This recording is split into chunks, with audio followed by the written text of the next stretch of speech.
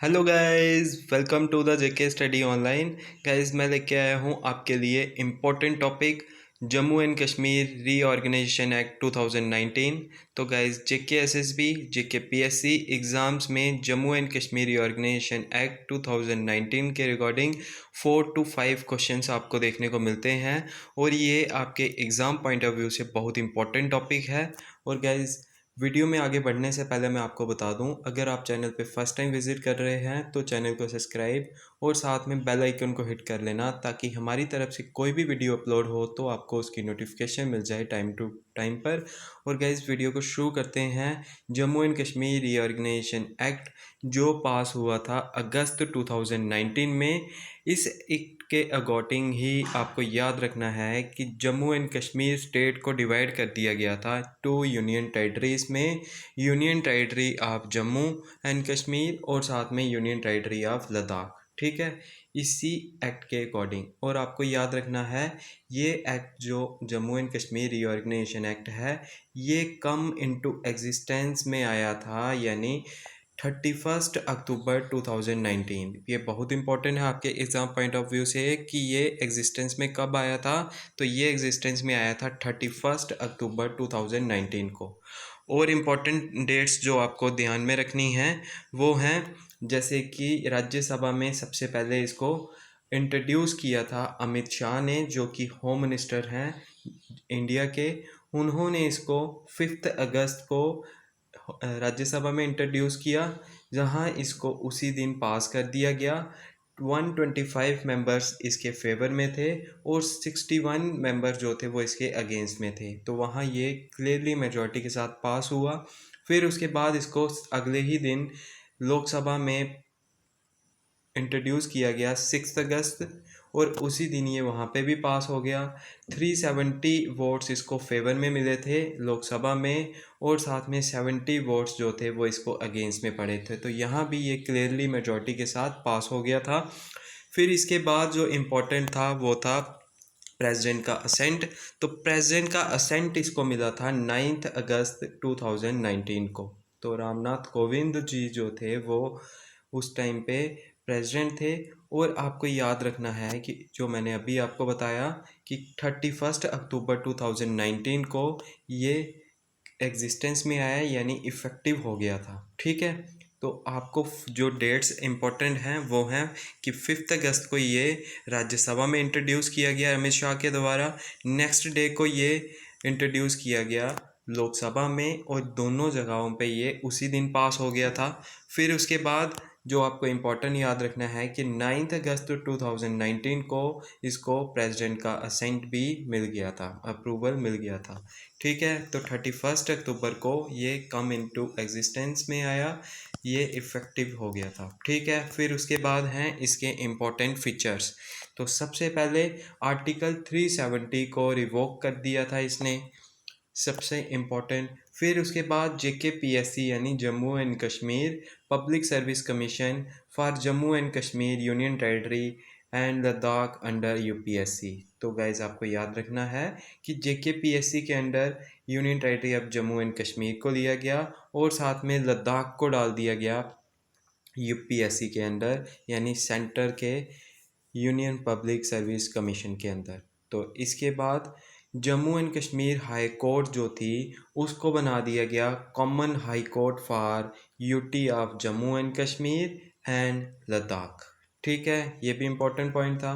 फिर इसके बाद article 239A of Indian Constitution is applicable to JNK which makes it similar to UT of Puducherry. तो आपको याद रखना है कि article 239A of Indian constitution जो एप्लीकेबल हो गया था जम्मू एंड कश्मीर पर, तो वो सिमिलर ऐसे ही है जो मॉडल पर यूटी ऑफ पुडुचेरी है। ठीक है, इसके बाद जो इम्पोर्टेंट टर्म्स हैं वो मैं आपको बता दूं कि लोकसभा जिसको लोअर हाउस बोला जाता है, वहाँ पे इसकी 5 सीट्स हैं union territory of Jammu and Kashmir की, और राज्यसभा जिसको अपर हाउस बोला जाता है वहाँ इसकी 4 सीट्स हैं। तो याद रखना, 5 सीट्स इसकी हैं लोअर हाउस में और अपर हाउस में यानी राज्यसभा में इसकी 4 सीट्स हैं। ठीक है, फिर इसके बाद इम्पॉर्टेंट है UT of Jammu and Kashmir with legislative assembly. जो यूटी ऑफ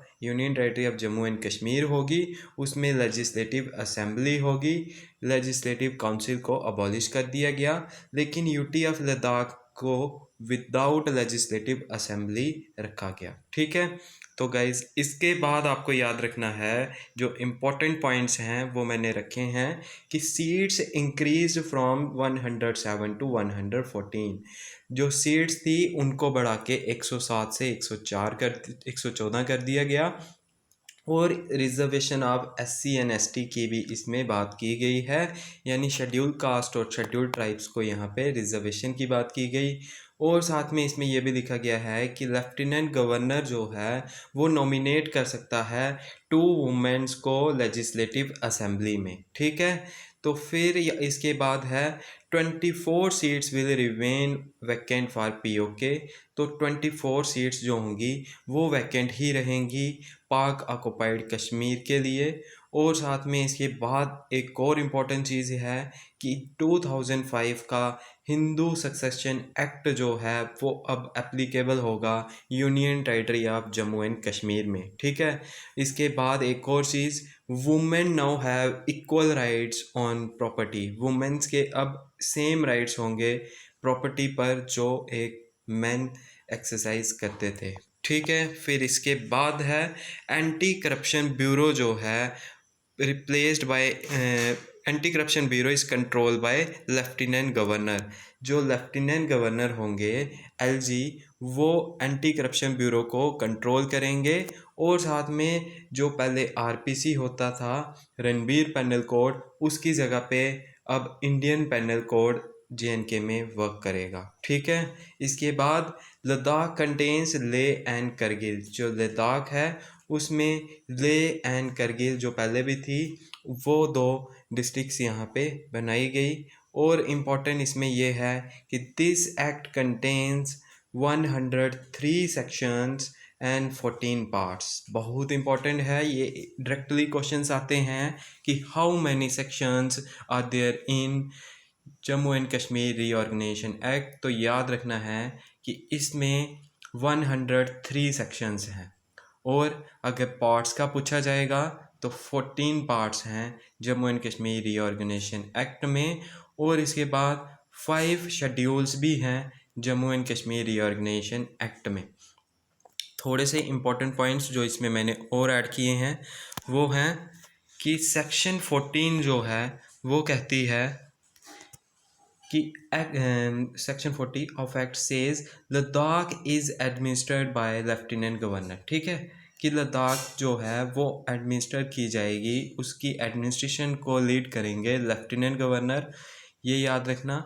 और फिर 5th शेड्यूल जो है वो भी इम्पोर्टेंट है क्योंकि वहाँ पे बात की गई है कि कितने सेंट्रल लॉज जो हैं वो एप्लीकेबल होंगे और कितने स्टेट लॉज को यहाँ से डिलीट किया जाता है और कितने स्टेट लॉज जो हैं वो कंटिन्यू वर्क करते रहेंगे। ठीक है, तो 106 सेंट्रल लॉज जो हैं वो नाउ एप्लीकेबल, वो अब एप्लीकेबल रहे होंगे। जो पहले जब 370 यहाँ पे था वो एप्लीकेबल नहीं होते थे, अब 106 सेंट्रल लॉज यहाँ पे एप्लीकेबल होंगे। और साथ में 153 स्टेट लॉज जो हैं उनको रिपील्ड कर दिया गया, डिलीट कर दिया गया। और साथ में 166 स्टेट लॉज जो थे उनको कंटिन्यू रखा गया, वो अभी भी फोर्स में रहेंगे, वो अभी भी यहाँ पे काम करते रहेंगे। तो गाइज़ इस वीडियो में इतना ही था। नेक्स्ट वीडियो जो रहेगी उसमें मैं डिस्कस करूँगा जो इसमें इम्पोर्टेंट सेक्शंस हैं, जैसे इसमें 103 सेक्शंस आपके सामने मैं दिखा रहा हूँ। इसमें टोटल सेक्शंस हैं 103।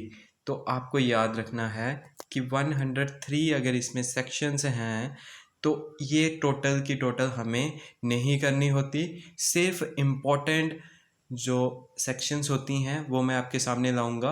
अब भी मैंने आपके लिए जो एडिट करके ये जो Jammu and Kashmir reorganisation act था वो यहाँ तक रखा। अगर मैं इसके साथ इम्पोर्टेंट सेक्शंस को भी ऐड कर देता तो आपके लिए ग्रैब करना थोड़ा मुश्किल होता, इसीलिए मैंने आपके लिए सबसे पहले एक ओवरव्यू ले आया हूँ जहाँ से मैक्सिमम क्वेश्चंस आते हैं। मैं आपको कह दूँ कि मैक्सिमम क्वेश्चंस तो यहीं से आ जाते हैं, लेकिन मैं आपको इम्पोर्टेंट 103 जो सेक्शंस हैं उनमें जो इम्पोर्टेंट सेक्शंस हैं वो नेक्स्ट वीडियो में लाऊंगा। साथ में इम्पोर्टेंट पार्ट्स जो हैं वो भी लाऊंगा, और साथ में 5 शेड्यूल्स को तो हम डिस्कस उस वीडियो में कर ही लेंगे। ठीक है, तो गाइज़ इस वीडियो में इतना ही। Thank you. जय हिंद।